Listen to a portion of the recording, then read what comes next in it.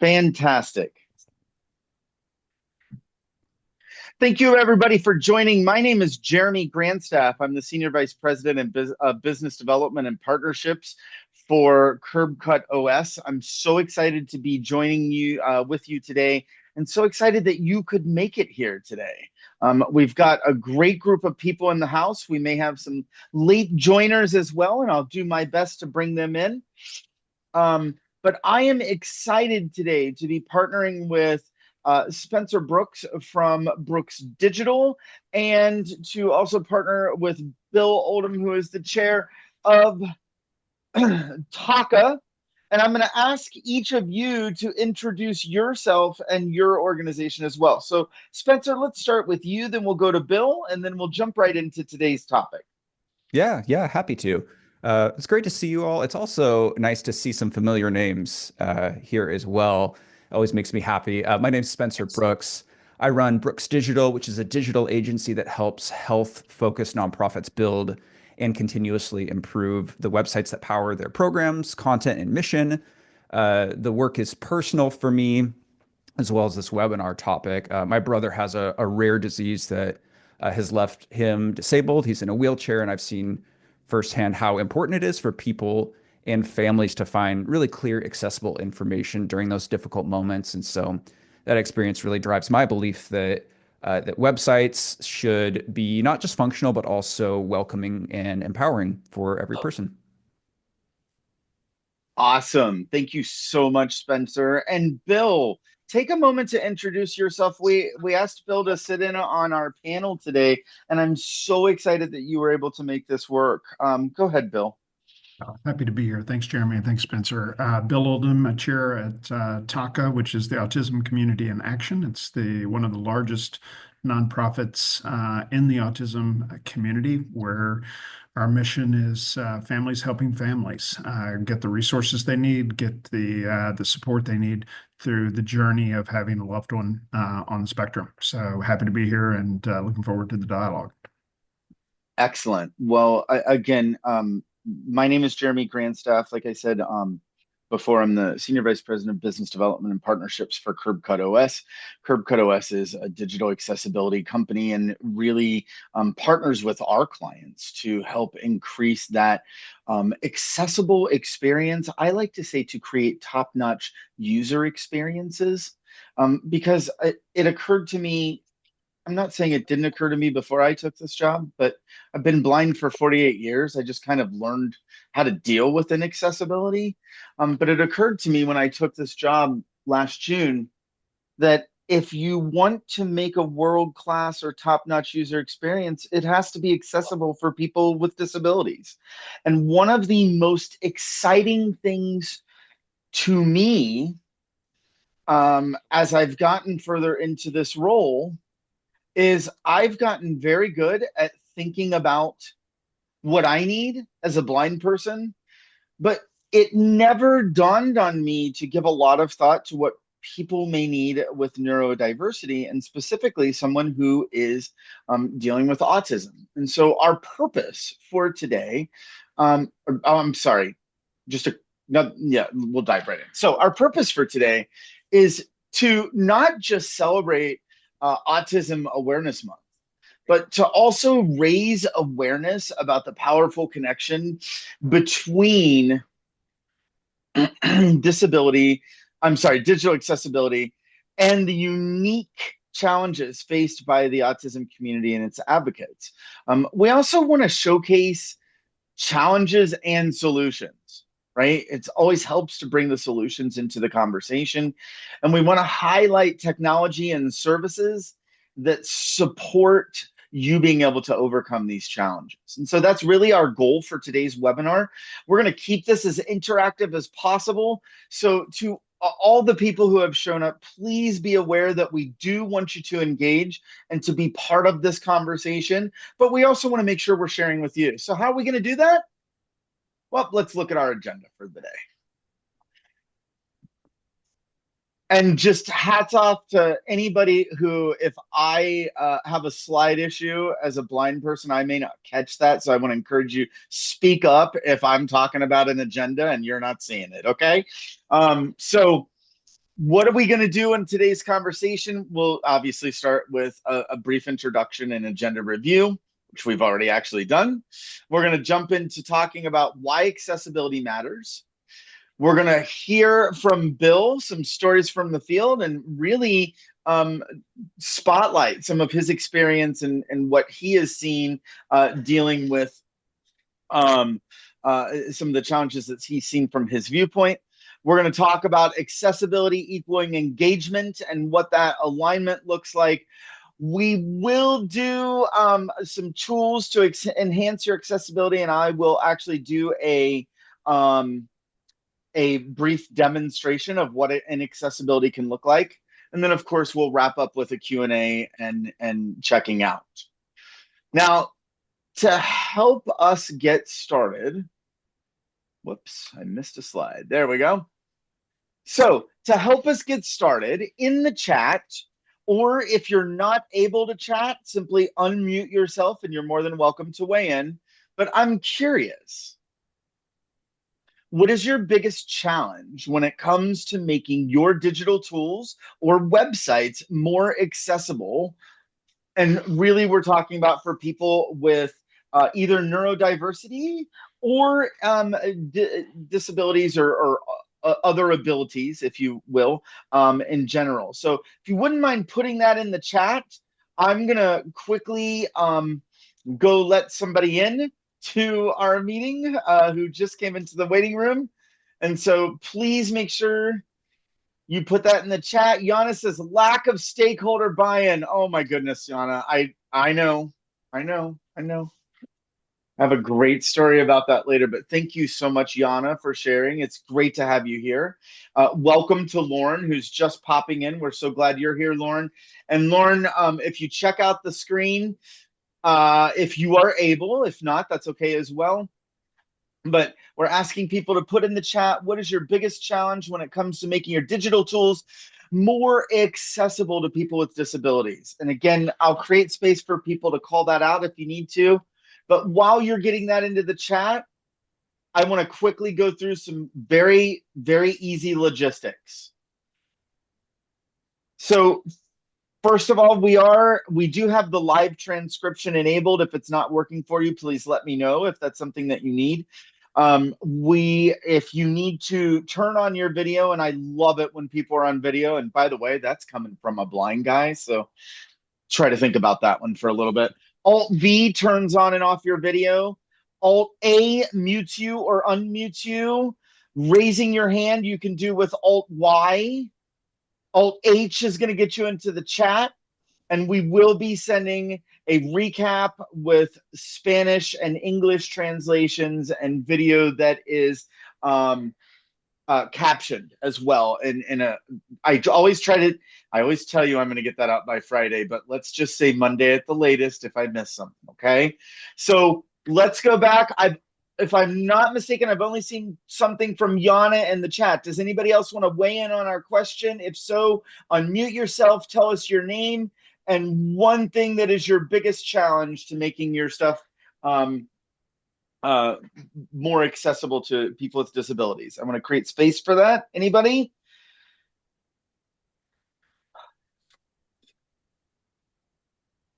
All right. Well, hearing none. Spencer, did I miss anybody in the chat? I know I saw Giannis, but I did not see the others. Scott Scott. also shared in there as well. It's about a lack of understanding or still skill set to establish accessibility on our site, which is also another huge one. There's a lot. Great. There's a lot to unpack there. Absolutely. And Scott, I am so sorry I missed that. Sometimes I just don't catch the chat as it's coming in. So thanks, Spencer, for covering that. So let's dig right in. Why does accessibility matter? It's such a great question, right? Because one of the pieces of feedback, and Yana, to your point that you brought up, one of the biggest pieces of feedback that I find so fascinating is when I end up in a call with someone who's trying to sell me a solution that they have. And I will say, well, is your solution accessible to people like myself that are using a screen reader? And I'm not kidding.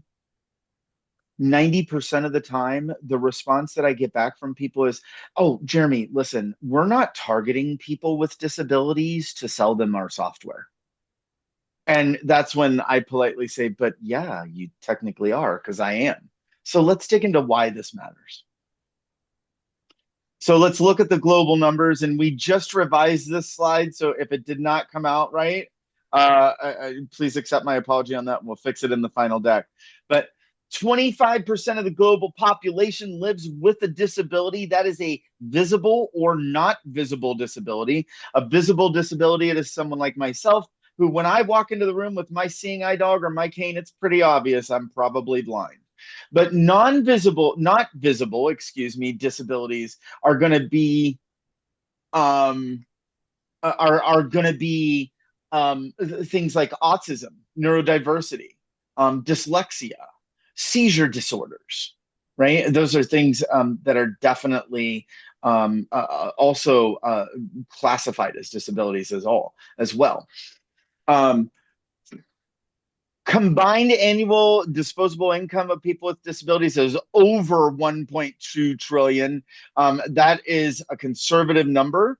And so I always like to say over 1.2 trillion. 40 plus countries have got some type of legislation that drives a prioritization of accessibility. And 71% of users, I'm one of them, by the way, if they cannot finish the buying process or the website is not accessible, they will go somewhere else.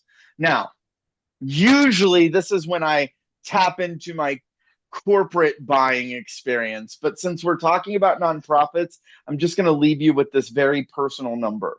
Over the last 6 years, I have tried to donate somewhere around 20,000 in of my disposable income to nonprofits. I totally did that wrong. I've tried to donate $6,000 to nonprofits and have literally stopped the donation process because their process was not allowing me to complete that donation. Now, that's just me, right? It's not a lot if you think about it, but $6,000 over the last 6 years, if you multiplied that even just by 20 people, you're getting into a situation where you're into six figures. And so if organizations are losing that money, our goal is to help them get that back. Now, foundation of accessibility, and I'm going to try to weave through these because most people, this can be review for them or setting a baseline, right? But in the US, we had the Rehabilitation Act of 1973, which included 504 and 508. Those are just different designations of the Americans with Disabilities Act and how those two particular regulations drive accessibility. For example, you'll see 504 is very focused on healthcare, hospitals, universities, and access for people to be able to use their systems. 508, excuse me, 508 gets more into government agencies or people who are doing business with the government. I want to clarify one thing just with our current climate, and I'm not going to get political. I am just going to say that accessibility is not something that the federal government is letting go of. And that is the last memo that I saw, always subject to change tomorrow. But for right now, we are seeing a mixed bag when it comes to how people with disabilities are being targeted. But the guidance that we have right now is that 508 is still a regulation that must be followed. All right, now we talk a lot in accessibility about WCAG. It's excuse me. It was introduced in 1999. The Web Content Accessibility Guidelines basically talk about how we're going to ensure that websites and digital assets are accessible. Now, they got a revision in 2008 and broke it down into 4 overarching principles. Perceivable. It must be presentable to users in a way that they can get it. Operable. I always want to call that operational. Operable. basically saying that can the person with the disability use that website or that digital asset? Understandable. It must be understandable. The content must be within their understanding. And this is one, by the way, that drives a lot of the conversation around autism and other neurodiversities. And then robust. It must be interpreted by a wide variety of screen readers and other accessible aids that maybe we haven't even invented yet. And that's where that gets a little tricky. Couple other things just to kind of create a baseline here. We do have outside of the US, the European um, Accessibility Act, which takes hold June 28th. This is the law and it impacts and creates regulations around accessibility for those who are doing business in the EU, not necessarily headquartered, although that also applies. But if you are doing business in the EU, then that's going to apply to you. And so we wanted to set that background. Jan is going to love this slide, by the way. Compliance with WCAG doesn't guarantee accessibility. And we see this a lot in not visible disabilities, though it does apply to visible disabilities. And so just a couple things that I want to call out is one of the I'll come to you in just a moment. One of the things that we like to call out on the screen is that by actually going above WCAG and having the opportunity to really look at the user experience of people with disabilities, then this gives you the true barometer of whether your stuff is accessible or not. And again, it's I'm not sure that actually there's much more to say than that. Yana, did you have a question? I saw your hand raise. No, I was giving you a thumbs up, but I haven't. This is the first time I've ever tried to react on Zoom. So I didn't know how to do it. So I just well, I'll learned. give you a thumbs up. There we go. Thanks. Awesome. That's great. Yeah. All right. Now, why did I stop? Why did I start there? It's because there are some times that we think, well, I'll just do a quick automated audit. Oh, I don't have any WCAG compliance. That's why I made the point to say that, right? Actually having someone do an expert review or even look at the user flow of what a user is doing in order to, we'll come back to my example of donating, right? Actually having someone with a person with a disability walk through that process of what it's like to donate, that will give you a better indication of what you need to do to create that top-notch user experience. Now, I'm going to turn it over to Spencer and Bill, and they're going to keep going from here. And so, Spencer, take it away. Tell us a little bit more of some of the solutions that you're using and maybe even bring Bill into that conversation as well. So I'll turn it over to you. Yeah, absolutely.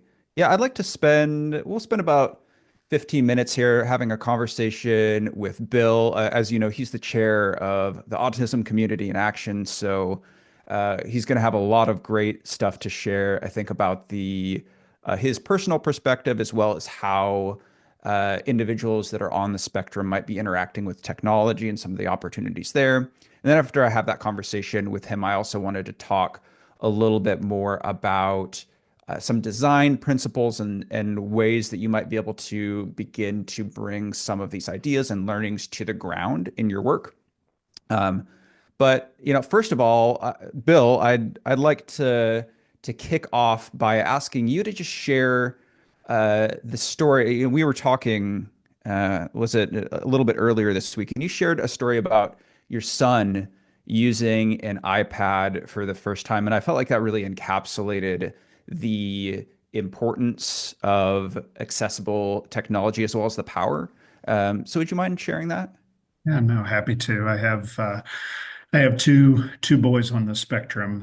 They're 18 and 20 now, so we've been in this journey for a while. But when they were early diagnosed, they were little. They were, I think, 3 and 4, and my then 4-year-old had a touchscreen computer in his classroom in preschool, and he knew how to touch the screen and select the YouTube icon, and he could be then in control. Well, at the time, I owned a health IT business, and the iPad had just come out, so I bought an iPad for all of my executive team, and I brought mine home. And my Gareth grabs it and starts playing with it. So he went from his entertainment being mediated by us and us having to select the right on-demand, Thomas video, to being able to select it himself. So his frustration went away, and I never got the iPad back, but it was a tremendous opportunity for him to start to control his own life. To me, that's what all of this is about. It's about people being able to participate in life and be able to do it in a self-directed manner that just really dramatically improves the quality of what they can do every day. Yeah. And I know that obviously the work that you're doing, especially with Taka, extends. We're not just talking about technology, but you're talking about extending that kind of idea to everything that you're doing. Would you mind sharing just a bit more about Taka's mission? I know you briefly shared about it earlier. And then specifically the work that you're doing and how digital tools might play a role in that support. Sure, sure. My wife actually found Taka about 15 years ago, and it was part of the early journey of trying to determine, what's out there that's real, that's tangible, that can make a difference in the kids' health and their lives. And Taka had done just some tremendous early work on building what was for many years a print publication of what was called the Autism Journey Guide. And it was a compendium of all sorts of really incredible resources and research, et cetera, et cetera. And, they've done a terrific job of doing that and providing that information out to families. Now we support a little under 100,000 families with digital resources, mentorship, trainings, national conference, et cetera. And the goal is to be able to support many more families by increasing our digital footprint. So this is a timely conversation as we're considering many of these issues ourselves. But DACA does an incredible job of helping parents unpack, what's real, get away from some of the snake oil that's out there, quite frankly, and to focus on, good solutions to improve the quality of life for their kids. Yeah, I love that. Having seen how, in my case, the impact of something, in my case, a rare disease on the entire family, it just really makes you realize there's a ripple effect. And so I just appreciate that, the focus on the family. I wanted to ask Bill, you gave it an iPad as one example of this is a concrete piece of technology that actually made a big difference in your son's life. Do you have other examples of digital tools? We're talking a bit about websites here. We've talked about iPads, but have you found that there are other things, digitally specifically, that tend to make a bigger difference for individuals that might be on the spectrum or their caregivers? Well, it's fascinating. I mean, I got to tell you, this is one of the most hopeful parts of my family's journey, at the moment, because we've through Taka and through the resources and the things that we learned from Taka, we were able to help the kids be more comfortable in their own skin, right? So they had, most people don't realize that if you're on the spectrum, the vast majority of kids on the spectrum have anywhere from 4 to 6 comorbidities, right? So they've got 4 to 6 other things going on. And if you treat those things, they can have a much better quality of life. And I think it's not just something that is considered a behavioral thing. So definitely a lot of hope out there for families to be able to improve the quality of life. From a digital tools perspective, one of the things that I don't necessarily know is widely appreciated is something like 40% of kids on the spectrum are completely nonverbal. that means, they have, accessibility challenges that, you or I uh, can barely conceive of, right? I mean, and that goes to, personal safety. It goes to their ability to kind of get out of their own bubble. I mean, there's all sorts of things that are going on there that really are very fearful for the families, right? There's a lot of anxiety and fear around, having, in my case, two nonverbal kids. What's interesting is that there are digital technologies emerging to go from a therapist mediated behavioral tool of what's called lettering, or spellers is the more commonly used term, and that is turning that letterboard into a app on an iPad. So if you can imagine that coupled with text to speech technologies, it give these kids or adults a voice, and it's fascinating. My now 18-year-old can tell you that he wants to go for a ride in dad's car. He wants to he wants me to cook him a steak on the weekend. He can share what he's really wanting, and at a level of specificity which is, quite frankly, astonishing to me. Their vocabulary, all of the things that they're able to do with this device is just pretty amazing too. And one little vignette. Um, my 20-year-old has a terrific sense of humor, and he loves funny things on YouTube. So somewhere he's come across what to me is a really annoying ad with the two football players for the little candies things that you've seen, and that one drives me nuts. I turn the volume down when it comes on or mute the television. But my son thinks this is hilarious.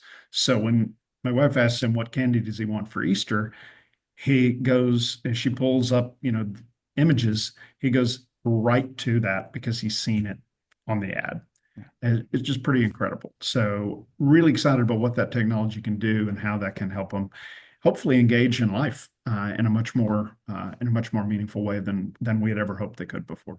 Yeah, that's so exciting. Thank you for sharing that. I think that I can only imagine the profound difference that that has probably made in your relationship as a parent with yours. I mean, that's groundbreaking. So that's very exciting.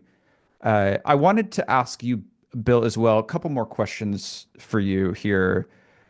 We've talked about here's some of the exciting ways that these tools can empower both those that are on the spectrum as well as their parents, like you just shared. I also wanted to talk a little bit about the barriers that you might see in this space, right? Whether it's challenges. We are talking about digital accessibility specifically. So, have you noticed any consistent challenges that come up when either your sons or other people on the spectrum are trying to access information that maybe we just don't realize as people who aren't interfacing with folks like that every day?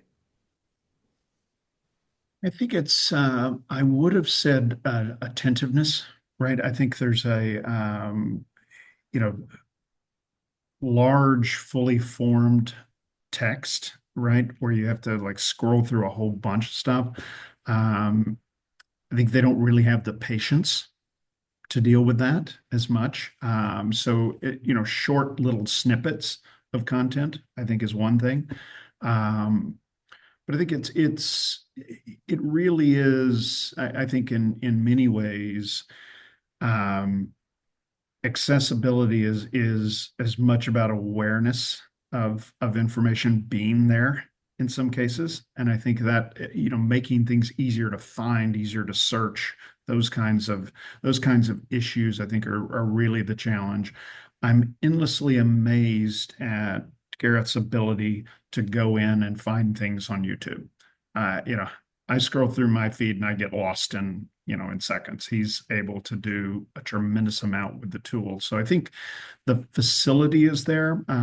The other thing I would put out, and I have to give Taka credit um, for putting this into my head because it isn't something I came by naturally, but it's the concept, I think, with folks on the spectrum of presumed competence, right? And as I think as we design things, we have to presume that they're capable to understand it, right? That they have that competence. Because if you can imagine what the opposite of that is, the presumption of incompetence, that's not a nice way to treat people as a general. So I think the kindness of what we can do by just making that extra little bit of effort to make things available is key.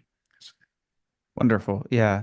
That's a fantastic insight, Bill. I have only one more question for you here.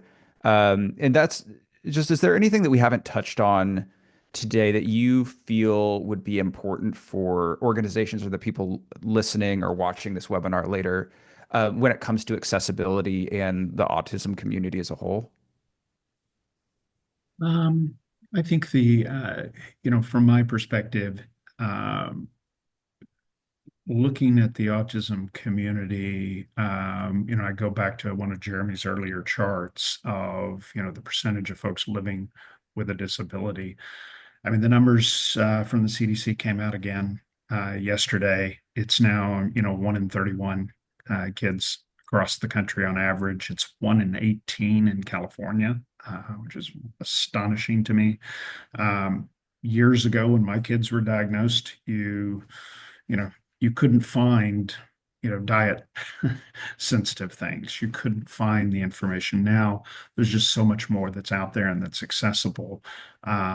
But I think, just being aware of the fact that, people are out there, they're real people, they're struggling with this journey and, their resources and their help that is out there. Just awareness is the thing. I think acceptance comes after that, and I think that's we all have to work on being more accepting.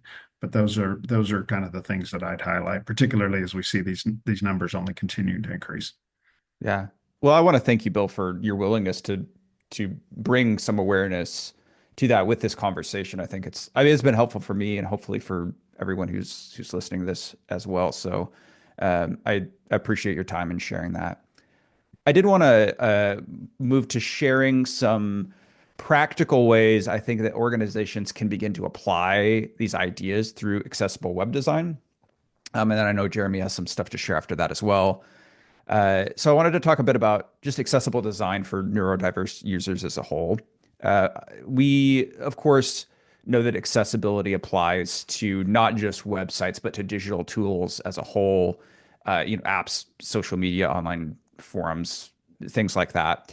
The next few minutes, I'm going to focus specifically on websites. That's just because that's my background and expertise, as well as the work that Brooks Digital does. But these principles are going to be useful regardless of the platform or touch point that you use. So I want to talk first about how digital accessibility offers real measurable benefits, both from a mission-driven perspective, but also operationally as well.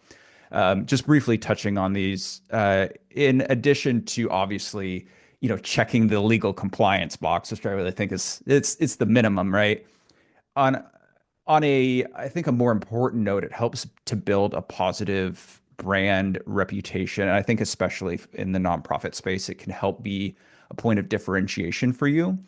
I know in many cases there's a lot of organizations who might be working in these issue spaces, whether it's autism or it could be cancer or things like that. I know that nonprofits don't like the word competition. I don't really view it that way, but you do want to be different, right? And so I think that that accessibility is one way, and a strong public commitment to accessibility is a way that you can really meaningfully differentiate yourself, and that's important from a brand reputation standpoint.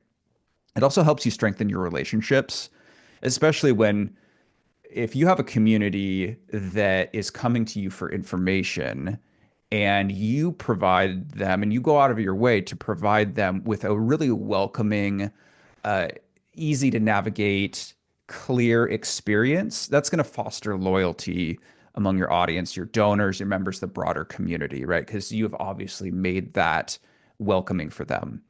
It from a practical perspective, it also is going to help you streamline the compliance aspect of this, right? Checking the right boxes.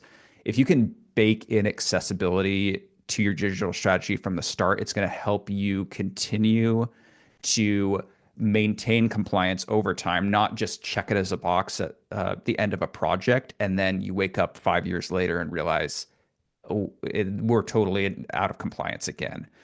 And so lastly, I wanted to make the point that accessible websites in particular are going to convert better, just drive more donations like Jeremy shared with his story, attract more program participation, deepen engagement with your mission, all of those things that you do to make a more accessible website are going to impact not just people with disabilities, but your audience as a whole. You can go to the next slide, Jeremy. I wanted to briefly touch on 3 principles for accessible design. These are specifically for neurodiverse individuals. And so the 3 that I wanted to give you today, just as you think about what does this look like when we're designing a digital space, the first is predictability as a principle, right? It's consistency, consistent layouts, consistent navigation. That's going to help reduce the anxiety and the mental load of actually navigating your site or information. There's a lot of ways to accomplish them. Ask me about design systems sometime, and I'll tell you how that gets practically brought to life. But having a predictable, consistent experience is very important. The second thing is clarity. Bill really touched on this, so I'm not going to harp on it too much, but that's really just, again, about plain language, strong visual hierarchy, structured content, right? Keeping things in short paragraphs or bullet points, and just considering, of course, you could have a page that is technically compliant. It meets all those standards, but if it's a big old wall of text, it's not going to be accessible for someone that's on the spectrum or otherwise. So we don't want to overwhelm people with information. And last thing here is flexibility. That's an important principle. Bill also touched on this a little bit. Flexibility is just the idea that people can interact with your content in the way that works best for them. So research has shown that it's a roughly even split. Don't quote me on the exact numbers, but between people who prefer to navigate via a menu, for example, versus search, there's different ways that different people prefer to use a site or an application. And so ideally, you're providing multiple paths to that information for people so that they can choose what is most comfortable or intuitive for them. And again, those principles don't just serve people that are neurodiverse, but that helps everyone. You can go to the next slide, Jeremy. So quickly, some small steps here that I would suggest. You don't have time to dive deep into these. Again, if you have more questions on this, I'm happy to give you more resources after this on some of these specifics. But I wanted to seed a few ideas for you here. I'll note that you don't have to wait to redesign your entire website to make this happen. In fact, I would suggest that you really shift your mindset from this is a project to this is a part of our infrastructure and our culture, right? You don't just make this change once and let it sit, but you actually start baking this into the way that you operate. We're going to talk about reviewing your navigation. That's a big one, right? These are areas to specifically look at your navigation. Is it consistent? Is it intuitive? That's important. Specifically looking at your content heavy pages. I know it can be so easily. Nonprofits are chronically understaffed in marketing and communications. It's so easy for pages to just get big and bloated because you're hopping from thing to thing to thing. You just got to add it onto the page so you can get to your next thing. It creates content heavy pages. And so it's helpful to go and look at those things and say, hey, we've been adding to this page for 7 years. Maybe we can take some time to actually make this more intuitive. You can run a sensory audit, animations, pop-ups, things like that. We worked with an organization that specialized in vestibular disorders. That's inner ear and balance disorders. If someone has vertigo, having a slider that's going like this and moving is not going to be helpful to them, right? So these are things to consider. Can you provide the ability for people to control or inhibit motion? All of these things might be useful for you. And so I would also consider, things like accessibility preference page, excuse me, like a panel where people can choose those preferences is helpful, as well as actually testing your site with neurodiverse users. You can go to the next slide, Jeremy. Lastly, I wanted to quickly outline some obstacles that you might face. Right, these are probably things that you've seen before. People, I find, struggle to make consistent progress for a few reasons. We've seen lack of knowledge is one, right? That was mentioned in the chat. It can be overwhelming. There is some sense of specialized knowledge in this, and so that can feel a little bit intimidating to say, "Oh man, this is a lot," especially when you're quite busy. So lack of knowledge is one. Some people fall into the checkbox approach or piecemealing it, just saying we need to check this box and do the minimum required effort to maintain compliance, but they miss the bigger opportunity to develop that brand reputation, to serve people better, to view this as part of their mission instead of just a checkbox that we have to file at at a certain point in the year. I also find that that leads into this idea that if you don't have a unified leadership level buy-in into this. Another thing that was mentioned, if leadership isn't bought into making this a part of the culture, accessibility as a almost like a program in your organization, then you're going to be fighting an uphill battle. It really has to be baked into trainings. There has to be a person in your organization that owns this, right? If something isn't accessible, who's the person responsible for it? That is going to make it much easier for you to have year over year improvements rather than just saying it's a project, we'll send it out to so and so to get it done, and then it'll be done and we don't have to worry about it. It has to be internally owned. So with that, I think I'd like to transition it to Jeremy. He's going to talk a little bit more about some of the points that I highlighted, namely that accessibility is not just beneficial for people that have disabilities, but beneficial to everyone. So you can take it away, Jeremy. Excellent. I'm so sorry I jumped that slide by mistake. So my apologies for that. So listen, I'm sorry, listen is a bad way to start a conversation. We have about 14 minutes left. Stick around because I want to give you an opportunity to answer your questions, but I want to leave you with a couple thoughts, right? To build off of the amazing conversation that Bill and Spencer have been sharing. And I have to tell you, Bill, I have learned so much from this conversation and so much about experience. And I appreciate you sharing that expertise with us because it became very clear to me that one of my weaker points when it came to accessibility was better understanding not visible disabilities and what that looked like. So thank you so much for sharing that with us today. You know, as a blind guy, I hated the concept of audio description. It drove me insane. And what I mean by that is I have a very favorite movie of mine. I've watched it since I was like 9, and I caught it about 10 years ago on audio description. And I'm just going to put it to you this way. What was actually happening in the scene of the movie was not what I had pictured in my mind.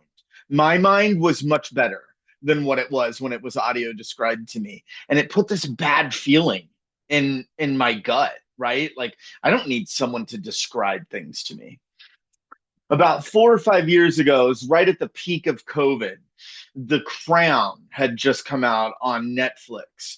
And I have this weird fascination with the British monarchy. And so we start watching The Crown, me and my partner, and we get through 3 episodes. And my partner looks at me and says, I cannot watch this with you anymore. I can't do it. I'm like, why? It's such a great show. Why can't you do it? He says, because there's so much happening in the scene that I have to tell you that I cannot keep up with it. And it's overwhelming to me. And I said, but yeah, I want to watch more. And he goes, well, then I guess you're going to have to turn on audio description. That was 4 years ago. Audio description is still on in my house. And the reason that it's still on in my house is so that My partner, God love him, can sit and watch TV with me and look at his phone and scroll through memes and everything else that he wants to look at and not have to look up at the TV because it's audio describing everything to him. My point in telling you this, curb cuts, that's the ramps you use to get in and out of streets. They were originally produced and created for people in wheelchairs. Yet we see delivery drivers use them every day. We see people with small kids who are in wagons or strollers using curb cuts every day. To Spencer's point, when we fix something for people with disabilities, we actually increase the user experience for everybody, whether they have a disability or not. Now,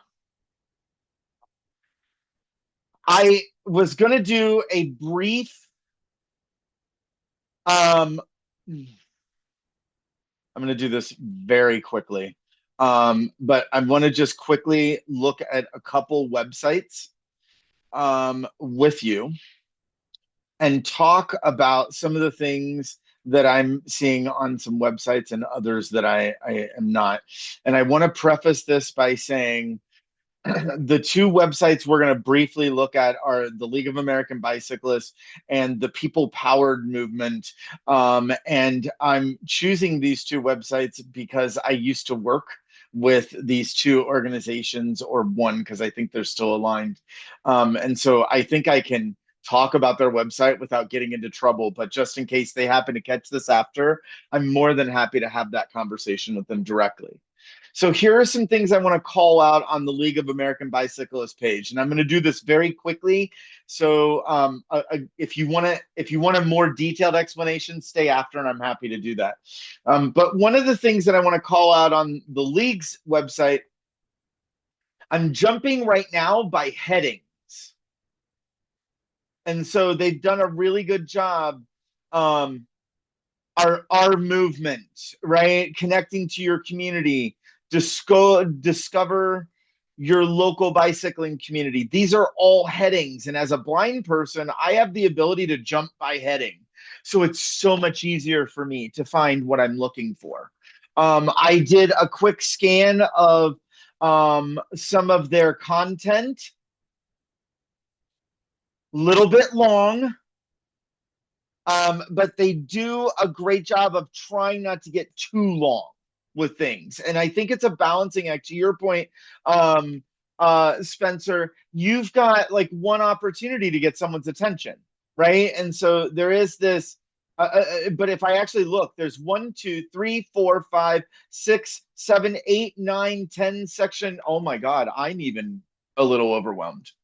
And I'm not on the spectrum. So I can only imagine what it's like if you're on the spectrum and you're trying to look at this. Most of their graphics do have alt tags, except this one right here. It says federal advocacy. I don't know what the graphic is. And so if like I'm missing an opportunity to better connect with someone who happens to be blind, for example. Now, let's take a look at the People Powered Movement. This is actually called the Bicycling and Walking Alliance.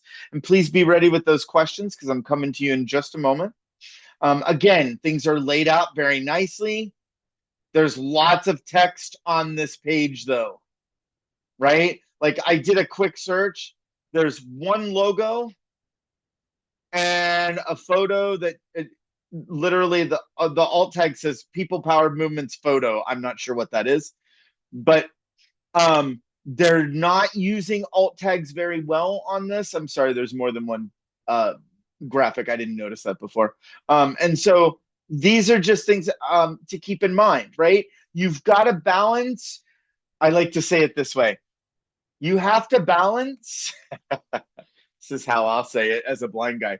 You have to balance a world of people who like to look at graphics and want to get it in a graphic versus a world of people who want to see as much text as they can versus, in the case of someone with neurodiversities, this concept that I need teasers or I need ways to be able to grasp the text very quickly. And I think about this, and Bill, one of the questions that I've always been curious about as I think about this is um, the too long to read posts that I see on LinkedIn that may go on for like a page. And all I can think to myself is if I'm a person with a neurodiversity uh, thing going on, I'm going to read the first line and then I'm going to say, wow, that's way overwhelming. I can't do that. Right. So, what tools do you have available to you? And then we'll open it up for questions. I can stay after if you'd like. If you do need to take off, though, do tell us one thing you're taking away from the conversation in the chat so that we know. And I'll wrap up by saying this is an example of how we work with Spencer and Brooks Digital and other partners like Ipsos at CurbCut OS.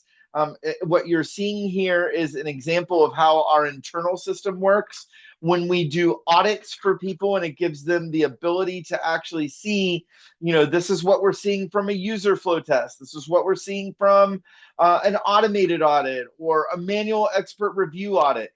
If these are things that interest you, I want to encourage you, set up a meeting with Spencer, set up a meeting with me, and let's have that conversation. Now, I want to open it for questions, but I also want to recognize we ran a little over, so I've got 5 minutes to answer your questions. I will stay after, but I'm putting up a slide on the screen that says wrapping up and checking out. If you do need to take off for us, I want to make sure that you get a chance to ask your question. So if you got a question, raise your hand, and I'm going to come to you. But here's a couple questions that you can use in the checkout. If you want to check out in the chat, what's one thing you're taking away from today's conversation? And what's one thing that you might do differently as a result of what you've learned today? So I'm going to leave that slide up. Any questions? If you've got a question, just unmute yourself, tell me your name, or raise your hand, and we can address your questions. Any questions?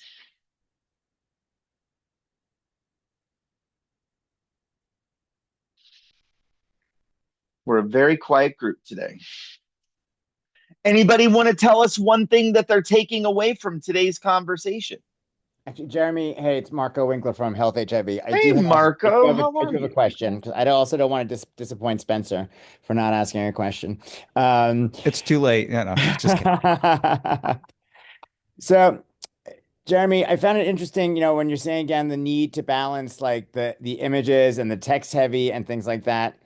Now, I'm gonna be completely ignorant, and I apologize for that. But from your perspective, like, we work in the HIV space, and we have a lot of we do programs in aging with HIV. So we do know that HIV populations are affected by other comorbidities, right? I'm Right. not sure the percentage now of how many or what has led to perhaps blindness, but keeping that in mind, how do you like how do you not how do you in which form and format do you find you get the information best? Like, is it then when you're using like a reader that says out loud what the text is, or as you said, the alt tags? Because the alt tags are obviously finite, and some of the text might be an overload. What is your preference and something for us to think about?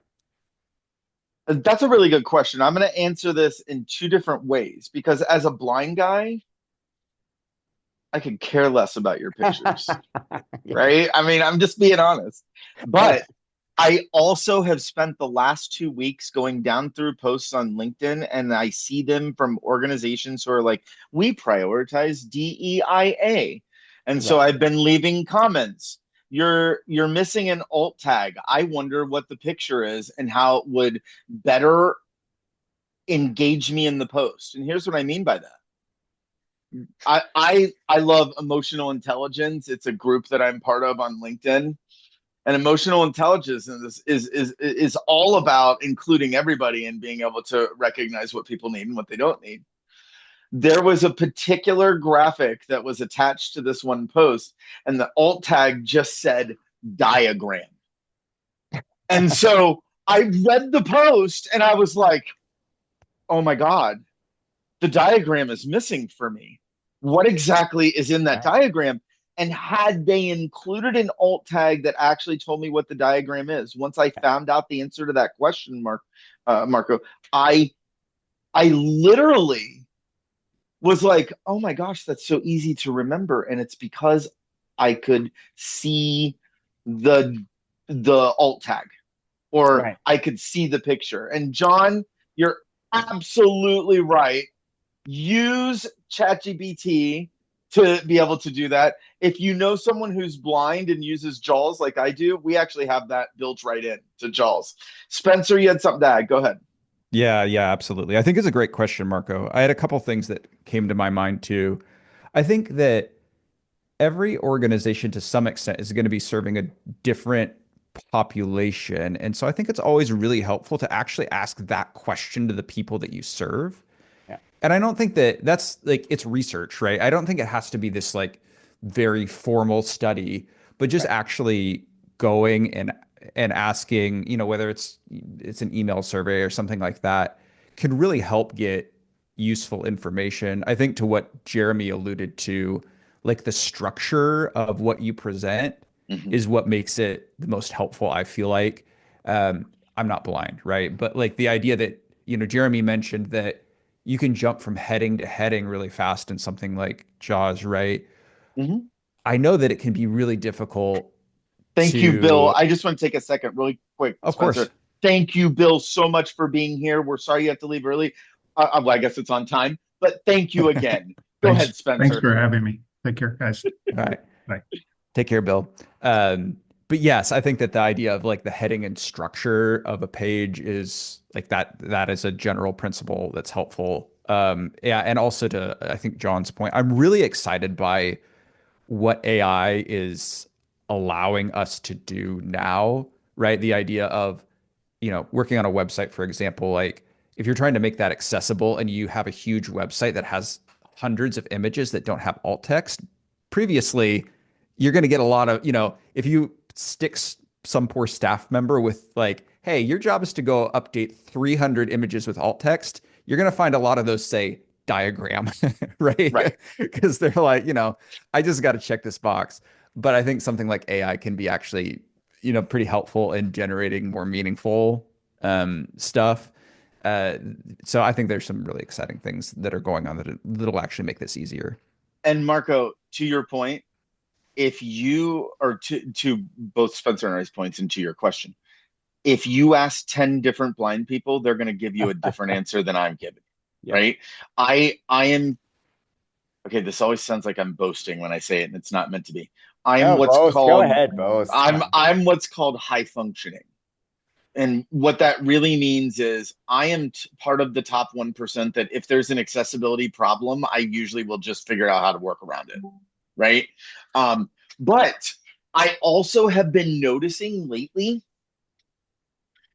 I can't get sighted people to interact with my posts unless I give you a graphic, and usually it's too long to read is what my partner will tell me that all the time. Yeah, I saw your post, it was great, I read the first sentence, but the rest of it's just too long, can't do it, right? Yeah. Apparently too long to read is a concept, I didn't know that. So I've actually started using ChatGPT now. It's more of the professional version to do little basic graphics for me so that I can actually get your attention as a person who can see in order to get you to read my post. Now, I'm also the guy that at the bottom of the post will say, I used AI to generate this. So if it's not to your liking, that's probably why. Right. And so I think that also kind of brings me back to what I was saying earlier, right? If you're looking at your websites or your apps or your digital assets, I like to say, and you're doing, we call it a three-way audit. So the first way is the automated audit. That's going to look at WCAG and how you match that. The second one is an expert review audit. That's where Spencer will say, Jeremy, I want the team to go through and use different screen readers and different, you know, Droid, iOS, things like that. I want you to test it and see what it's like for those users. And then the third way is the user flow test. And that's where we'll literally say, give me 5 tasks that you want us to look at. And when you put all 3 of those together and you do that user experience, user flow, expert experience testing, Marco, with let's say 3 blind people, 3 deaf people, and 3 people with autism. Now you're going to get 98 to 99% of the feedback and issues that you need to address.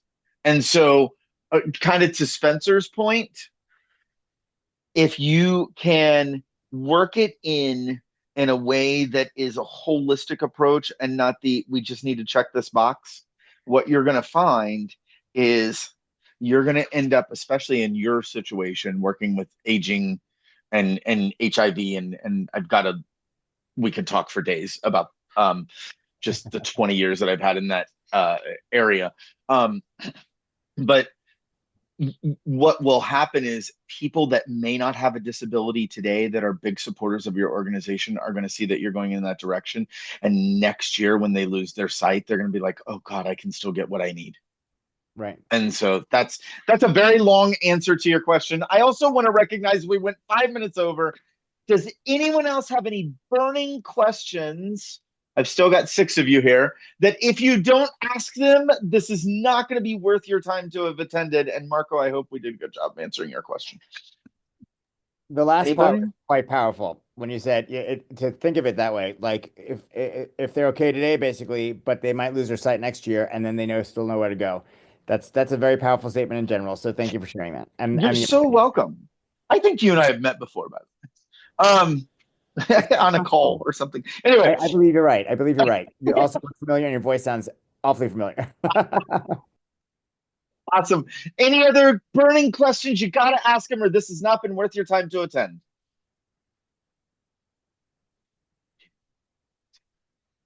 Awesome. Well, again, please make sure you leave in the chat one thing you're taking away from today, one thing that you are going to do differently. We'd love to get that feedback. This deck, along with a video of today's conversation and ways to follow up with Spencer and to follow up with me, I'll actually, Spencer, make sure you send me a link that they can just schedule with you directly, and we'll get that on in the email as well. And it's been great having you. Big thanks to Bill. I already did that before he left, but I just want to do that again. And Spencer, this has been absolutely amazing to present with you. So I really appreciate you and being able to partner with us on accessibility stuff. It's so amazing. Yeah, it's my pleasure. Yeah, thank you for all your work as well, Jeremy, and thank you for everyone that attended. Hope you got something great out of this. Awesome. Well, this concludes today's meeting. I'm going to stop the recording, but if you want to stay after, we're all here for you.